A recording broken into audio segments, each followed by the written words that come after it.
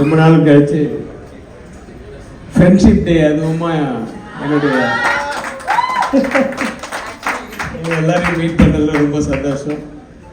Especially Simran வந்து நட்புக்காக படத்துகளை பார்த்தது sir, நட்புக்காக for friendship S, ரொம்ப சந்தோஷமாக இருந்தது. இந்த படத்தில் நடிக்க போகும்போது நல்ல ஒரு ஜாலியான யூனிட், ஸ்ட்ரிக்டான ஒரு டைரக்டர். பட் வந்து பிரசாந்துக்கு தான் தெரியும், நல்லா ஜாலியாக பேசிட்டே இருக்கோம். அப்படின்னாருன்னா அவங்க அப்பா வராருன்னு அர்த்தம்.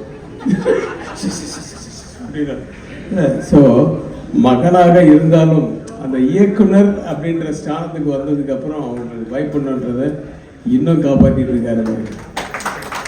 இப்பெல்லாம் யார் டைரக்டருக்கு பயப்படுறாங்க? டைரக்டருங்க தான் பயப்படுறாங்க. இந்த மாதிரி ஏதாவது 2-3 பரிசு ஆளாளுக்கு சொல்லுங்கப்பா, அது வந்து வைரல் ஆகி படம் அந்த காலத்து தெரியும்ல எல்லாரும். ஸோ நிறைய அனுபவங்கள் அந்த படத்தில். யோகி பாபு, ஊர்வசிக்கு நான் வந்து ராட்சசின்னு தான் பேர் வச்சுருக்கேன். எல்லாத்தையும் சாப்பிட்டு போயிடுவாங்க. ஆனால் அதை விட நான் ட்ரெய்லர் பார்க்கும்போது இப்போ தான் பார்க்குறேன், எல்லாரையும் சாப்பிட்டு போகிறப்ப அதான் வனிதா சொல்லிச்சு, சார் என்ன சார் நான் இவ்வளோ கஷ்டப்பட்டு நடிச்சேன், நீங்கள் வந்து ஒரு லுக்கு ஒன்று விட்டுட்டு எல்லாரையும் காலி பண்ணிட்டீங்களா அப்படின்னு.